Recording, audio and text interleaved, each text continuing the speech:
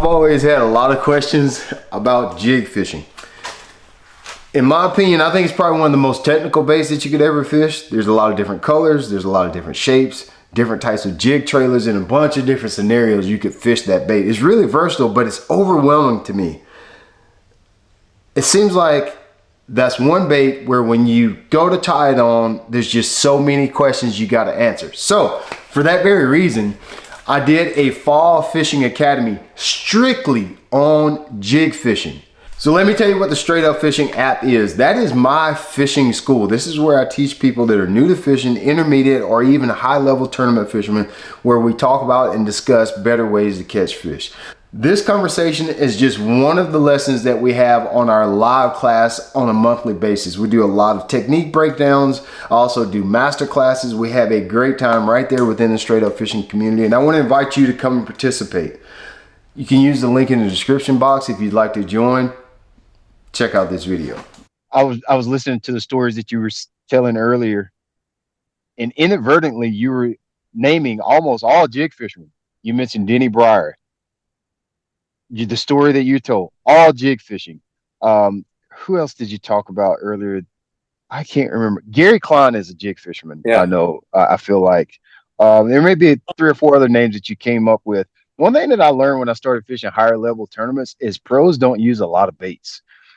And I think one misconception that is I've seen it here within the school, within the app. I've seen it with YouTube videos. I think people think that pros do a whole bunch of lures, and what I've noticed is they have a bunch of different techniques that they use 2 to 4 lures with. So you take a jig and swim it, drag it, flip it, cast it, whatever. Like I do this. I have this one seminar. I call them sermons. I have one seminar sermons where I tell people, like, become a specialist. If shaky heads is throwing your thing, as minuscule as that may seem, I would get so good at throwing a shaky head that I knew how to throw it in Missouri, Florida, Texas, New York, everywhere I could throw a shake. I would geek out on shaky heads. And that's actually what professional fishing really is, because when you go to a new place, you don't have time to figure out, are they on a jig? Are they on a big swim bait? Are they on a crankbait? Are they on this? Kevin Van Dam, like, he's probably made more money on a crankbait than anybody, I would assume. Yeah. All the best pros have been specialists up until recently. Yeah. Specialists. Before forward facing came about, that was definitely the case. Now, Tommy Biffle's a prime example, because Tommy Biffle. Yeah. Well, Biffle and Brower and myself, we from about 1988 to about 1996 or 97, we always were on the same fish. It's like we'd go up the river as far as we could, or back of a creek, and it'd be the 3 of us always fishing. So I talked to Biffle all the time in practice. I'm talking about when he was at the top of his game, when he was winning and doing really good. I'd pull up to him. He'd have 2 rods out. He'd have 2 flipping sticks, one with a black and yellow jig, with a black and yellow Jean LaRue salt craw, and then he'd have a black and blue jig with a black and blue salt craw. That's the only 2 rods he'd fished for years. Yeah. And he would look for that. He would look for the jig water. It's like, where everybody else was trying to do everything else, he would all the stuff. Yeah, just jig water. And he'd get 4 to 6, 7 bites a day and be at the top of the list all the time. Yeah. Specialists. Him and Breyer both did that. You hit on something you hit on something right there that I really wanted to like pull the covers back a little bit about the profile. Let's just pretend that people listening don't know what we're talking about. Of course, I know what you're talking about with profile. Let's go deeper with profile. What exactly are we talking about there? Are we talking about mimicking a brim profile? Are we talking about making it smaller, making it bigger? What exactly are our anglers trying to do when we say adjust your profile for the day? The profile is like there's nothing in stone that you can say, okay, we're in this situation, they're going to want a big profile or a small profile. Most of the time, there's sometimes you can, but normally you can have a pretty good feel of it based upon the time of the year. For example, anytime that you're fishing off colored water, with a little bit heavier cover, the larger profile is always better. I mean, almost every single time. And as you lose it, and as your water clarity increases and your cover decreases, that's normally when your smaller profiles are going to work better. Now, I'll give you an example. Let's say we go fishing at Table Rock Lake. We can be out on a main lake bluff where the water visibility is 6 or 7 foot, and they're going to want a little bitty small profile finesse jig where the skirt's been trimmed back and you've got like a little craw on it. Maybe the bait's only 3 inches long. You're pitching that jig to that bare rock bank or the bare bluff bank, working it down there. And then let's say we run up the river, go up the James River or something, and we get into water visibility that's 1.5 feet deep, and we got some real thick lay down trees, or maybe the water's up and flooded in the bushes. That little finessey profile jig is not going to be as productive as something larger and more bulky. It has to do with the cover, the water clarity, time of year a little bit, just a combination of those things. Okay. And then that, like I said, there's so many different profiles that you can create just by the way you put your trailer on and your skirt length and everything that goes with that.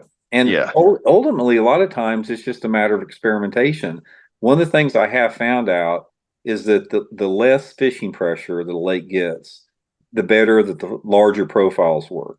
And the more Okay. fishing pressure or further you are into the tournament, it always usually is better if it's smaller. That's why back in the 90s, I went through a period of about 8 or 9 years where all I had in the boat was flipping sticks, and I had nothing but jigs and flipping sticks, 30-pound test, high visibility strand line.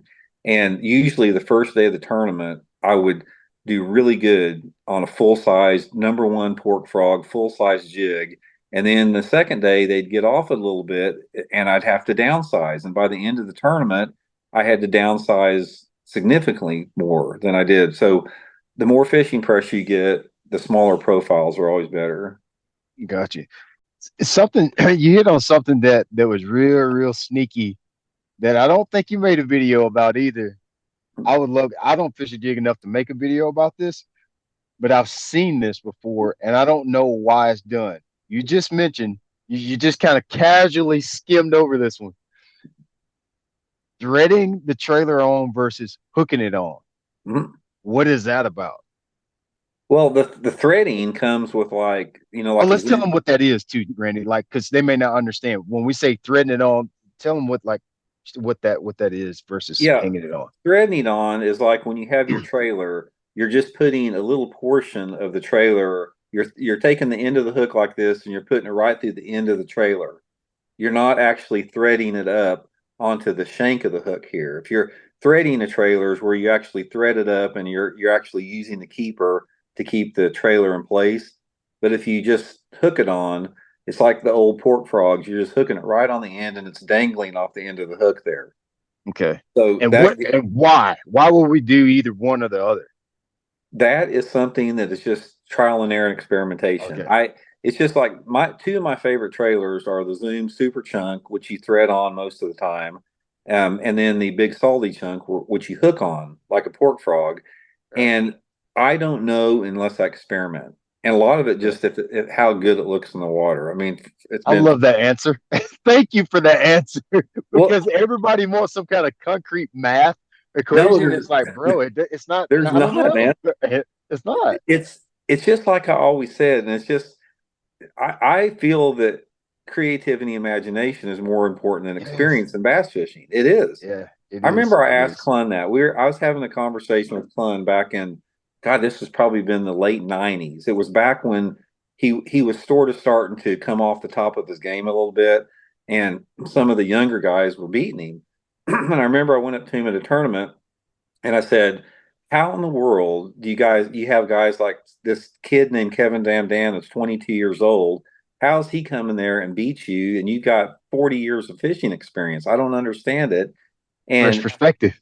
yeah, and it's like he didn't really have an answer at that point, but that question, I became obsessed with that question, and I just came to the conclusion that yeah, it's more important just to experiment. And that's the same with the jigs. You just have to try it.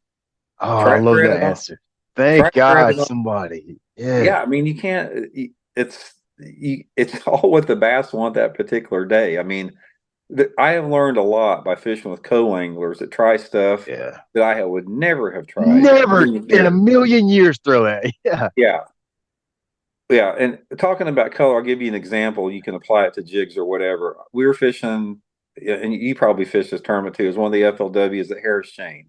And I was locking through and I was flipping lily pads over in Lake Griffin.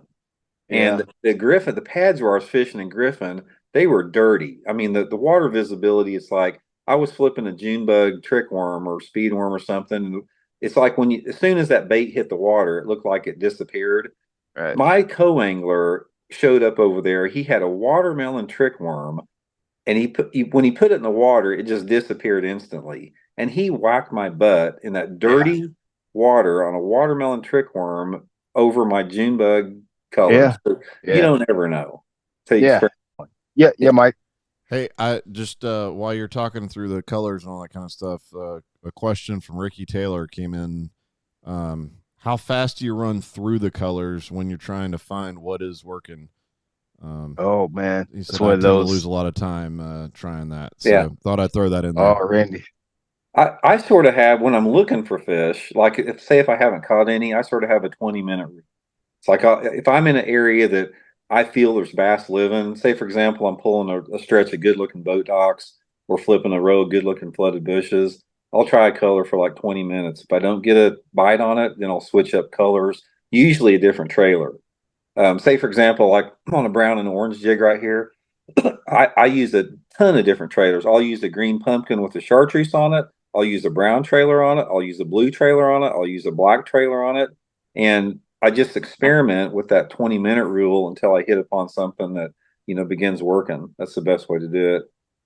But Hey, you have to be around an area where there's fish in before you can do that. I always say if I don't feel like it's right, if I'm already starting to ask myself that question, I'll change. Mhm. Um, that I like that 20-minute rule. But like you said, it's got to be somewhere where you're around fish. Yeah. But if I'm starting to question it, where I'm at, if I'm starting to feel some type of way, I just trust. Most of them, just trust it. Just Yeah. trust it. That You is can so always come true. back. That is such a true statement because in bass fishing, if you don't feel like every single cast, you're if you don't expect to be catching a fish every single cast, you're not in the right spot and you're not using the right lure. You should Yeah, be actually anticipating that bite every cast. yeah, yeah. That is bass fishing 101. Okay, fall jig fishing. Let's do a little quiz. This is something that I like to do with inside the app sometimes when we do a master class or if we do a technique breakdown. Want to see exactly how good you're actually listening. So, 3 questions that I want to ask you. You can type the answer in the comments and let me know that you listened to what was being given out. What are the 2 colors that Randy shared that he always saw Tommy Biffle have on his deck of his boat? It's 2 jig colors in particular you mentioned. Number 2, what was Randy's rule on how long he'll stay in the area before moving? And then lastly, Randy gave 2 ways that he likes to rig his trailers on his jig. Write that in the comments section, let me know. I want to remind you that we are within the Straight Up Fishing app. I am actually going to sponsor 2 anglers to fish the Major League Fishing BFLs this year. I want to sponsor 2 anglers because I know that is a good platform for you to learn how to fish. Being in a tournament situation, there's no quicker way to hone your skills and force you to think outside of the box. It's something about the tournament platform that just makes you a better fisherman. So I want to sponsor 2 guys this year. January 1st, we're going to announce 2 winners. We're going to pay all your entry fees to a league, one division of the Major League Fishing BFLs.